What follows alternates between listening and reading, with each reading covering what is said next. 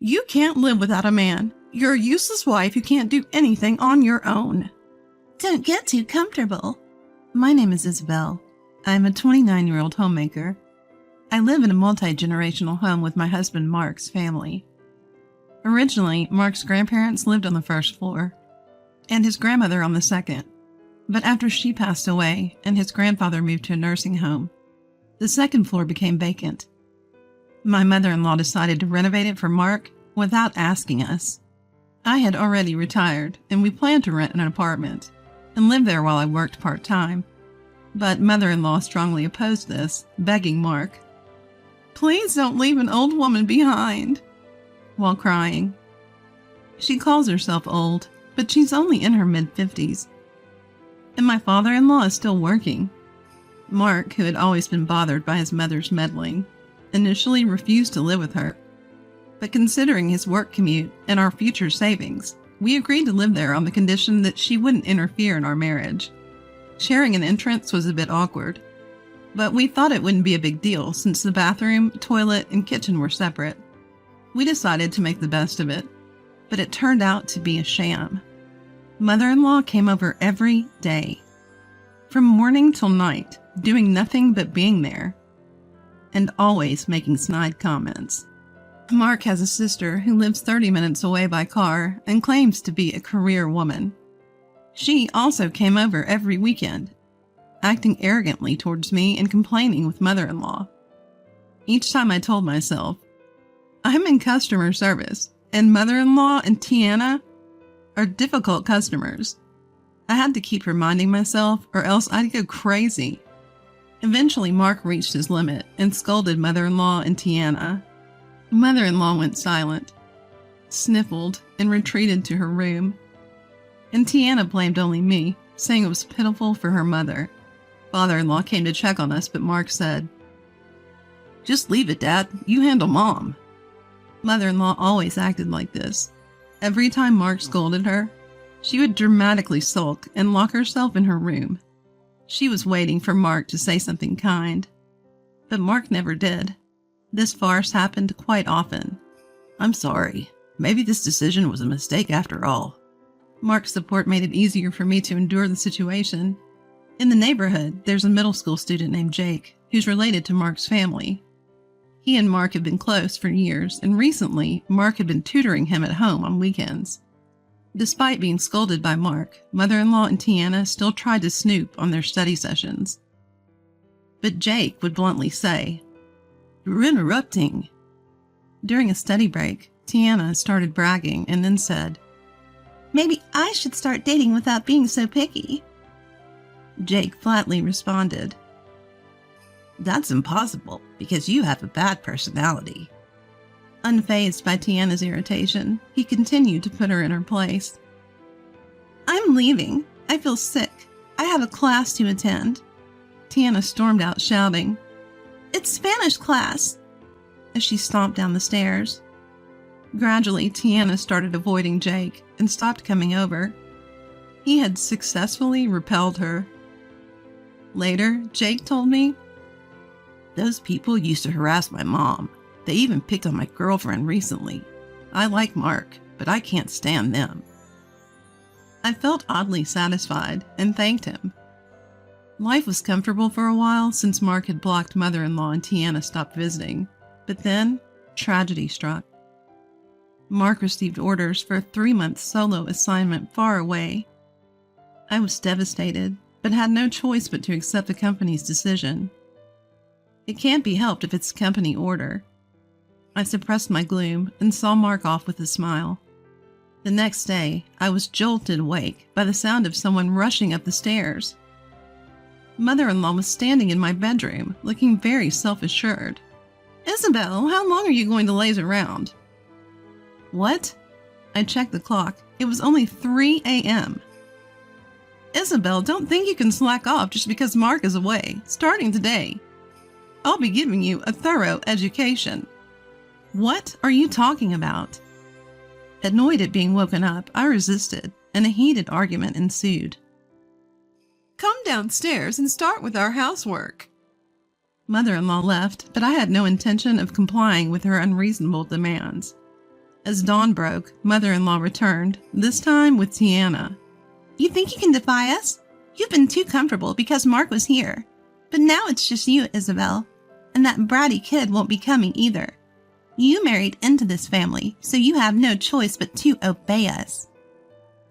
I was about to ignore Tiana's smirking face and her early morning harassment, when mother-in-law's next words suddenly changed my mind. You're a stupid woman who can't live without a man. If you don't like it, that's fine.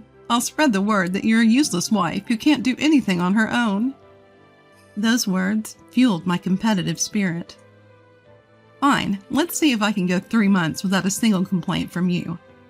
From then on, I woke up at 3 a.m. to spite mother-in-law and took care of the chores in her part of the house. While I was stuck doing all the cleaning, laundry, meal prep, and cleanup, mother-in-law did nothing but complain about each task. The vacuum is too loud. The kitchen noise keeps me awake, she'd say, even though she was the one who woke me up at 3 a.m. and then slept until almost noon. I can't sleep because of the noise from your bedroom, she'd add, reminding me of the creepy complaint she'd made when we first moved in. Though I'd started doing this out of spite, the constant work from early morning to late night was harder than I'd thought. I couldn't afford to think waking up at 3 a.m. was tough. I had friends who were sleep-deprived from newborns or woke up at 5 a.m. to make lunch for their kids before going to a part-time job. If you think I'm the only one having a hard time, you're wrong. I was still naive. If I woke up early, I could go to bed early. There was nothing I couldn't do. But mother-in-law wouldn't let me. In the afternoon, just as I was about to rest before grocery shopping, she'd barge in saying, I'm into aerobics now, and start some bizarre routine with the DVD player at full volume. At night, she'd find fault with the cleanliness of our living space, refusing to let me rest even after midnight. The more I tried, the more mother-in-law escalated her harassment. Tiana started coming over every night for dinner, criticizing my cooking while eating everything. Seeing Tiana's already voluptuous figure expand while I was losing weight from lack of sleep was almost enough to break me. Do you think Mark found a girlfriend over there? That would be interesting. I hope he finds someone younger and more charming next time. I want to hold a cute grandkid. I agree. Any child from this current life wouldn't be cute. Listening to them joyfully badmouth me, I lost the energy to argue. I wanted to tell Mark, but he was also working hard. If he had to listen to constant complaints between his wife and mother, he might get fed up and actually start cheating. I couldn't bear the thought of losing Mark. That's why I never spoke up about anything. One day, a parade of contractors started showing up at my mother-in-law's house. They brought in new appliances like rice cookers, washing machines, and microwaves, as well as furniture like dining tables and beds. It's all getting pretty old, so I decided to replace everything, my mother-in-law announced, flashing an envelope in front of me. My eyes widened. That was the money I had carefully tucked away in my bedroom drawer. How dare you secretly save money from my son's earnings? And those tacky undergarments? How disgraceful! I couldn't believe my ears. Did you go through my bedroom? Unashamed, she replied. Don't make it sound so bad. I was just helping you with the cleaning. Laughing as she spoke. I was trembling with a mix of disgust and anger. The money wasn't secretly saved. It was a fund Mark and I had been building together for emergencies. I couldn't forgive her, not just for invading my privacy, but for stealing from me. Mother-in-law, this is a crime. She scoffed. Crime? Within family? Don't be dramatic. We're letting you live here. Think of it as a gift for your parents. Just then, I saw my father-in-law, who usually turns a blind eye to her snide remarks, trying to sneak away.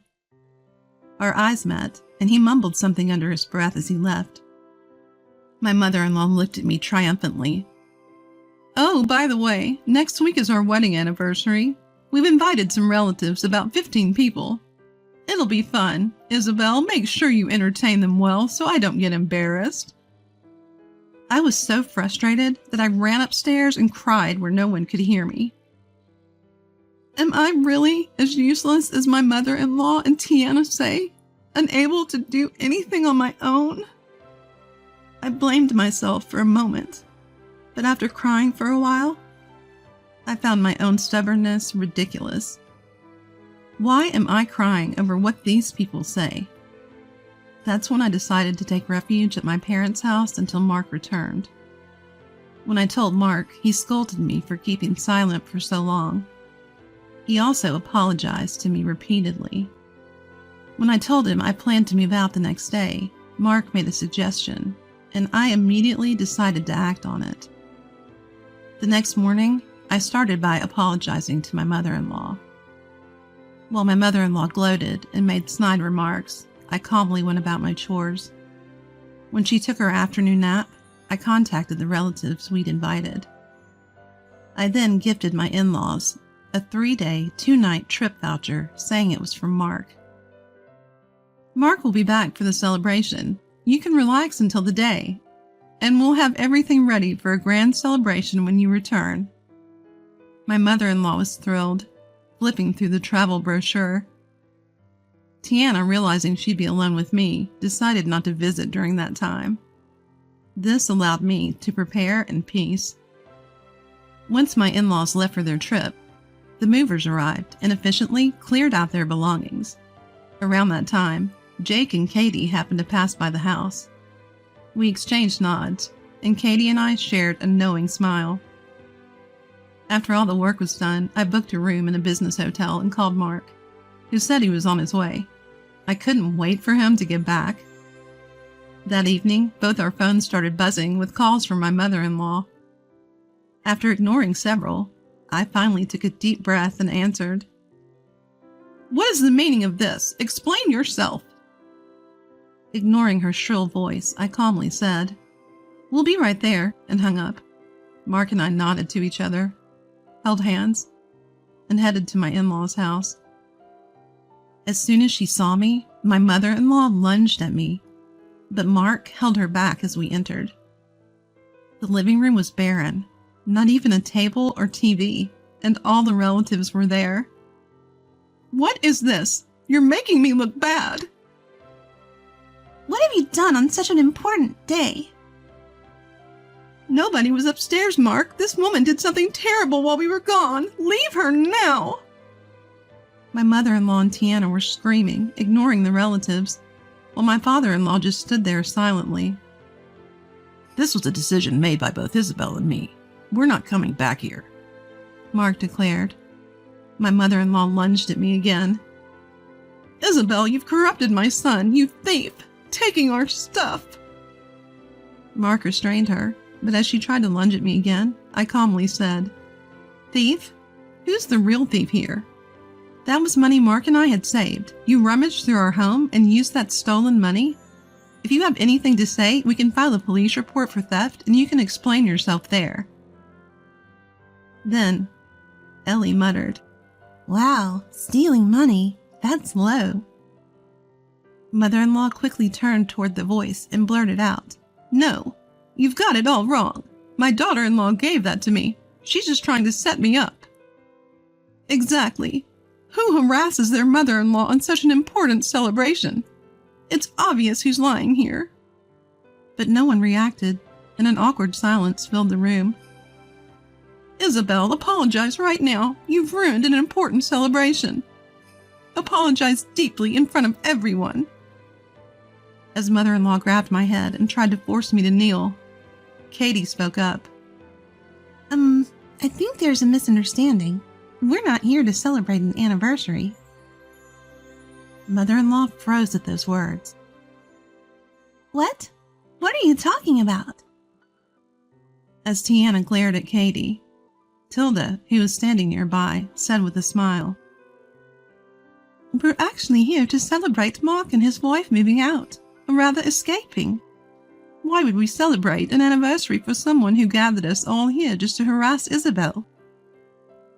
How dare you say that? Isabel, what have you told these people? Mother-in-law glared at me, her eyes filled with rage. Katie then said, Do you think we were oblivious?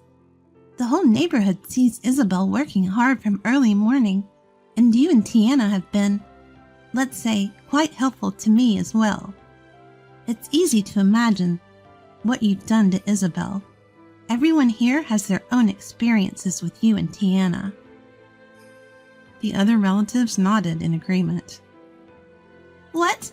Don't talk about me and my mom as if we're terrible people, Tiana shouted. Jake retorted. Not as if. You are terrible people. Haven't you noticed you're pretty disliked? What kind of language is that, you little brat? I never even called for Jake. Tiana shrieked and lunged at Jake, but several people held her back. Mark, you can't be serious about leaving too. Just let the wife leave. Don't be fooled by her. You're a kind and considerate person. She must have brainwashed you. Please come back. In the midst of the chaos between Tiana and Jake, mother-in-law clung to Mark. But Mark firmly pulled away from mother-in-law and said, I'll say it again.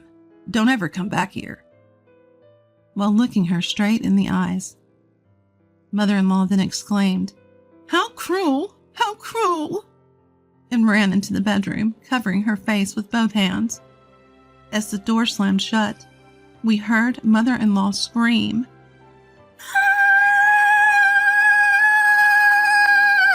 The bed is gone!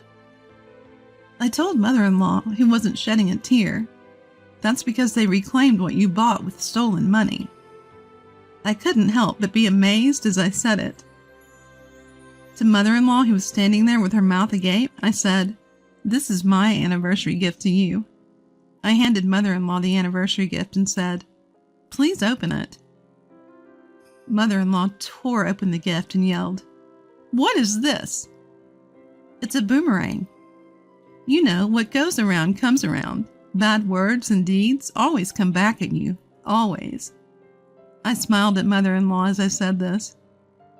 Mother-in-law threw the boomerang on the floor and started screeching. Father-in-law didn't say a word throughout this whole ordeal. After that, we moved to Mark's new job location. Mark had requested a transfer, and it was approved. In our new home, we placed the appliances we had reclaimed from mother-in-law's house, but we immediately got rid of the bed because it felt creepy and bought a new one. Mark and Jake occasionally keep in touch, and I've also started to occasionally talk on the phone with Katie. Katie told me what happened to mother-in-law's family afterward. Tiana was secretly dating someone she met on a dating app and was thrilled to get married, but the guy turned her down the moment they met because she looked nothing like her photos. I wonder how much she edited those pictures. Tiana, who had quit her job in anticipation of getting married, couldn't pay her rent and now lives on the second floor where we used to live. And Jake, who was apparently very upset about being teased, started doing aerobics at home for weight loss. The noise is so loud that it's causing daily fights with mother-in-law, and the whole neighborhood can hear them. Mother-in-law continued to ignore her anger, but one day a crack appeared in the floor from Jake's constant jumping, leading to the biggest fight they've ever had. But that incident led Tiana to give up on her diet. And now she's just lounging around the house doing nothing. Surprisingly, it turns out that father-in-law, who always avoided conflicts as if they had nothing to do with him, had racked up debts. To escape from the hysterical and selfish mother-in-law and Tiana, he'd been frequenting bars and lavishing gifts on young women. When mother-in-law and Tiana found out, they berated him so much that father-in-law couldn't take it anymore and left a divorce application before walking out. That's the one thing that makes me feel some sympathy for mother-in-law, considering father-in-law's utter lack of responsibility. Mother-in-law, feeling abandoned by both her son and husband, sought help from relatives, but knowing her temperament, none of them offered any assistance. Mother-in-law and Tiana, who've treated father-in-law like an ATM for years, are now without income. I wonder how they plan to survive. Well, given their mentality of expecting everything to be handed to them, they'll probably find a way to get by. One day, while Mark and I were having coffee in our new room, he said, "Why didn't you tell me sooner? You could have gone back to your parents' house instead of enduring all this." I replied, "Because it was frustrating to be told that I couldn't do anything without a man. I was relying on you and Jake, and not doing anything myself." After thinking for a moment, Mark muttered, "The ones who can't live without relying on a man are those two, not you." During those tough days, I realized my homemaking skills had improved, so I started working as a housekeeper. It's surprisingly enjoyable. Of course, there are hard times, but I find true satisfaction in making people happy with what I can do. I even started getting requests for my services. Mark is supportive of my energetic work life. I have also started studying to become a certified nursing assistant through online courses, thinking about our future. Mark and I joined forces. I don't want to rely solely on Mark. I want us to support each other. To protect this happiness, I'll keep moving forward, stronger than ever.